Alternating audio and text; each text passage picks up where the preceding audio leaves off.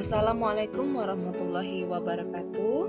Apa kabar semuanya? Semoga kalian baik-baik saja. Baiklah, kita lanjut ke part yang kedua ya dari seni teater.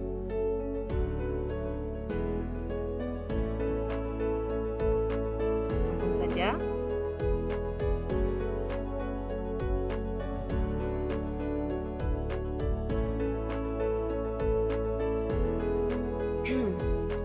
Di sini kita bahas yaitu tentang teater rakyat ya.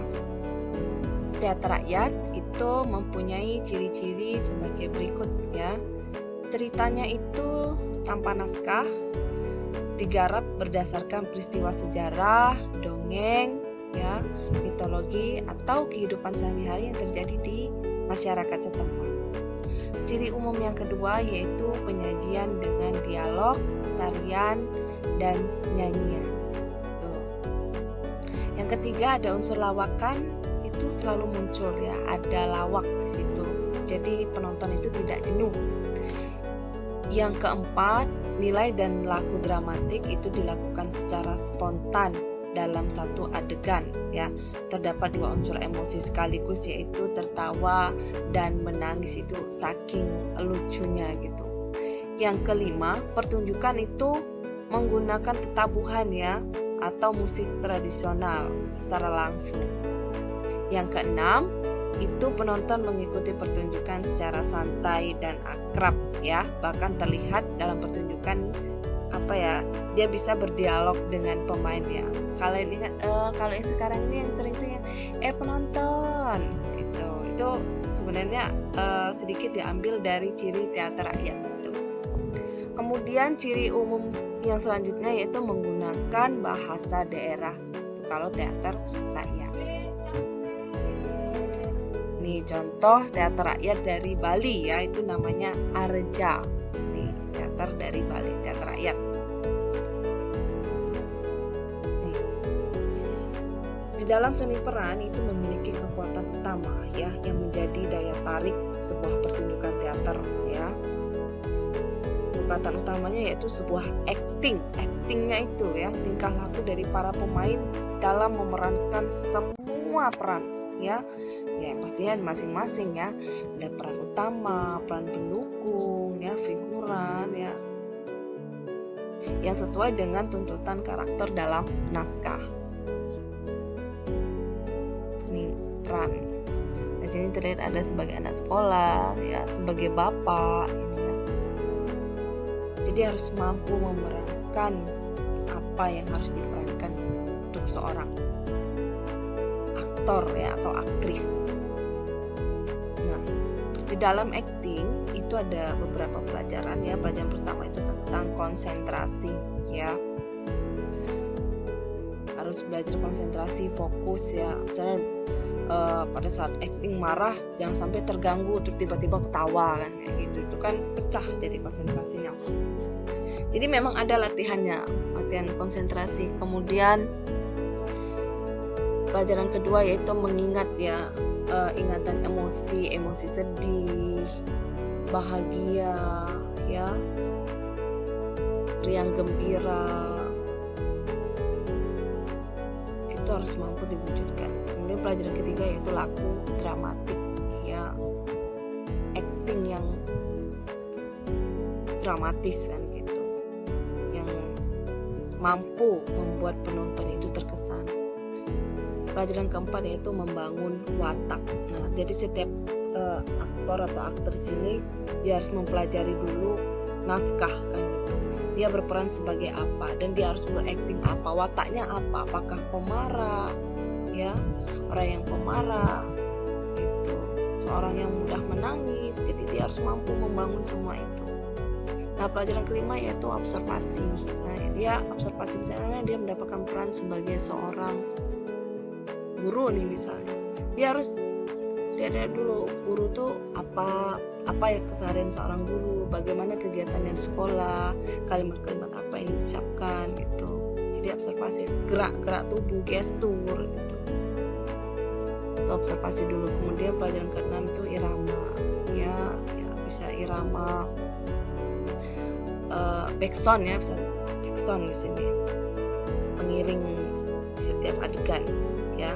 Yang ketujuh yaitu ada suara dan cakapan ya. Apa yang ingin didialogkan. Berikutnya tentang gaya akting ya. Ada teatrikalisme dan realisme ya. Nah, jadi orang-orang tuh yang sering ada teatrikalisme gitu. Jadi, itu pengertiannya adalah praktek yang berteater ya, yang bertolak dari anggapan bahwa teater adalah teater ya, sebuah pertunjukan teatrikal memang berarti sebuah teater.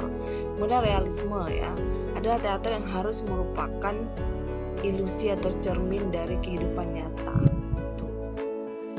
Itu realisme. Jadi acting itu benar-benar berasal dari kehidupan nyata. Ada beberapa istilah dalam teater ya. Yang pertama itu ada babak ya. Nah, babak ini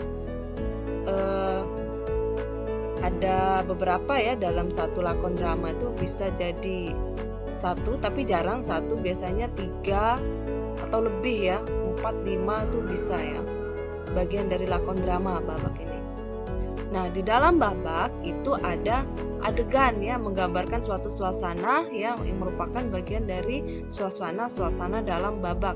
Misalnya babak 1 itu adegannya di dapur kan kayak gitu, atau adegannya di halaman, misalnya gitu, halaman rumah. Jadi settingnya juga mengikuti ya, gitu.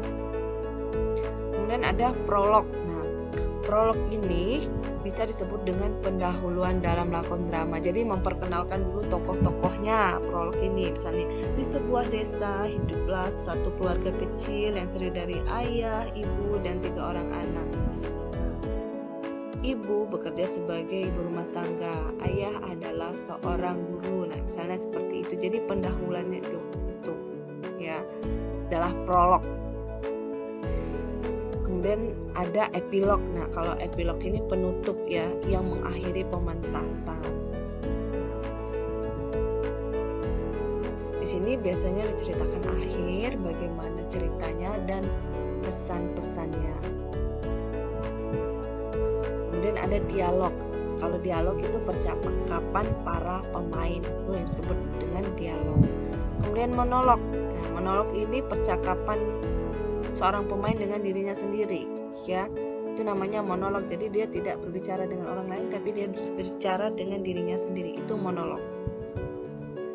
Yang berikutnya yaitu mimik, ya. Itu ekspresi, ya, ekspresi wajah yang marah, sedih, senang, ya, menunjukkan emosi yang dialami pemain, ya. Ya, yang jelas tuntutan dari naskah yang ia mainkan. Ini ada gestur. Gestur ini adalah gerakan-gerakan, ya, kayak gerakan kaki, kepala, tubuh, ya, yang dilakukan oleh pemain. Itu gestur, ya. Kemudian ada blocking, ya. Blocking ini peraturan berpindah tempat, ya, dari satu tempat ke tempat yang lain, ya. Jadi tidak menjemukan gitu penampilan mereka. Misalnya pada saat bicara dari duduk kemudian berdiri, kemudian berjalan beberapa langkah lalu duduk lagi, ya, itu blocking, ya. Kemudian ada guide. Nah, guide ini berbeda dengan blocking, ya, karena guide ini diartikan itu tanda-tanda cara berjalan, ya, atau gaya berjalan, ya, cara bergerak para pemain. Baiklah, kita masuk pada unsur-unsur lakon teater, ya. Yang pertama itu adalah tema cerita, ya. Tema cerita ini apa? Apakah kisah romansa, pendidikan, ya, tentang sosial? Itu tema. Yang kedua yaitu amanat, ya. Amanat yang disampaikan dalam teater ini apa? Unsur yang ketiga yaitu plot, ya. Di dalam plot ini ada 5, ya, ada 5 unsur, ya. Nah, plot itu sendiri berarti, ya, kerangka, ya, kerangka awal sampai akhir, ya, komponen drama yang merupakan jalinan cerita, ya. Yang pertama itu dimulai dari eksposisi, ya. Eksposisi ini yaitu pengenalan dari tokoh-tokoh, ya, pada drama, ya. pengenalan awal cerita. Kemudian ada komplikasi ya. Komplikasi ini munculnya konflik ya, awal pertikaian. Kemudian yang ketiga yaitu ada konflik ya, pertentangan menuju puncak yaitu klimaks. Yang yaitu resolusi ya, penyelesaian. Unsur yang keempat ya, ini bukan keempat yaitu dialog ya. Yang kelima setting ya, tempatnya, latar. Kemudian yang terakhir yaitu interpretasi atau penafsiran. Berikut unsur-unsur pementasan ya.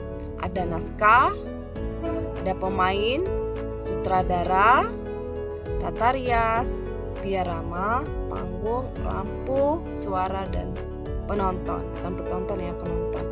Ibu yakin kalian sudah paham mengenai pengertian dalam unsur pementasan itu. Ya, baiklah, sekian. Terima kasih. Ibu akhiri. Wassalamualaikum warahmatullahi wabarakatuh.